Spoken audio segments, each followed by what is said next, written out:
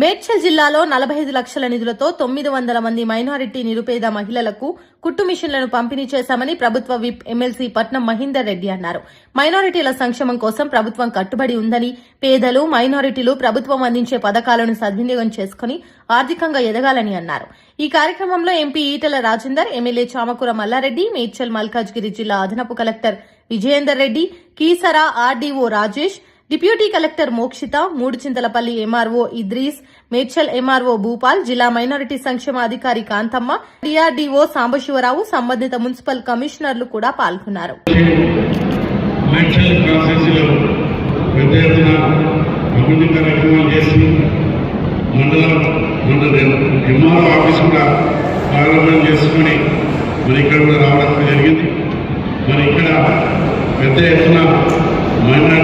Minority సోదరి వాళ్ళందరూ కూడా చీరలు పంపిణీ చేయడం జరుగుతున్నారు.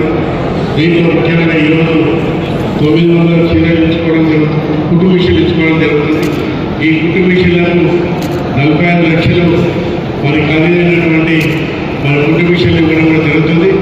ఇంతకుముందు కూడా 100 కుట్టు మిషన్లు కూడా ఇవ్వడం కూడా జరిగింది. మైనార్టీ ఏదైతే సంస్థ ద్వారా మేడ్చల్ జిల్లాకు 196 కోట్లు కూడా ప్రభుత్వం ఖర్చు పెట్టడం జరిగింది. ఈ 196 కోట్లలో ముఖ్యంగా స్కాలర్షిప్ అనుకోండి, రకరకాల మైనార్టీకి సంబంధించినటువంటి కుట్టు మిషన్లు అనుకోండి, వారికి పెద్ద ఎత్తున గవర్నమెంట్ ఆదుకోవడం కూడా జరిగింది.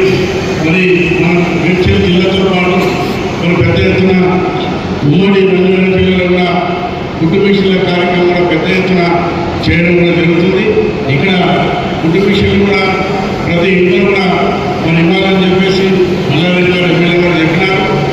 కుట్టు మిషన్లు నిజంగా మైనారిటీతో పాటు ఎవరైతే రాజ్యాల్లో పండిస్తున్నటువంటి సంఘాలు కూడా రూరల్ ప్రాంతంలో కూడా అటు తాండూరు కానీ ఇటు మేడ్చల్ కానీ రూరల్ ఉన్నటువంటి మేడ్చల్ సిటీ అయిపోయింది.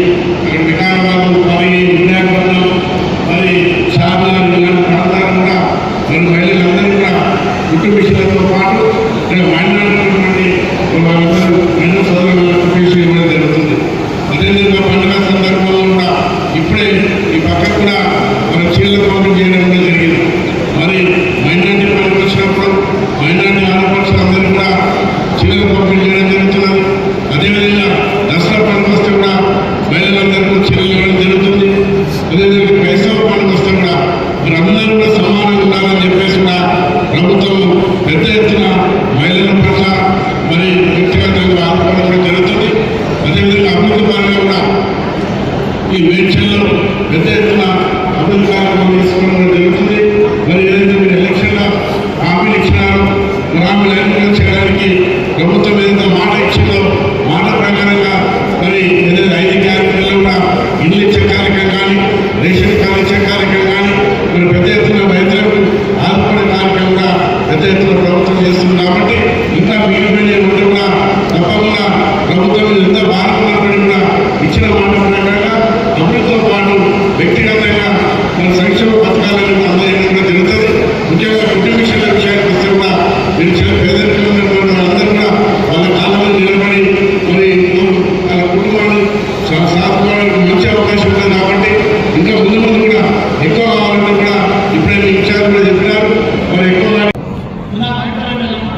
చాలా మంది పేదలు ప్రతి మహిళలను కోటీశ్వరం చేస్తారని చెప్పినాము.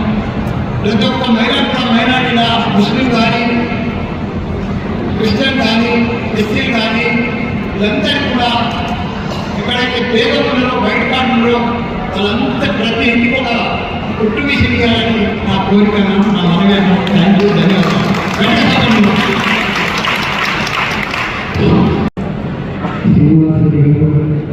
ప్రభుత్వ అధికారులు, పార్టీ నాయకులు, మైనారిటీ నమస్కారం.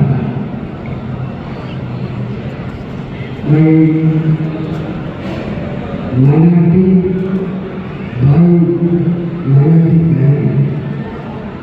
कितने तकलीफ से जीवन चला रहा है मैं जानता हूँ.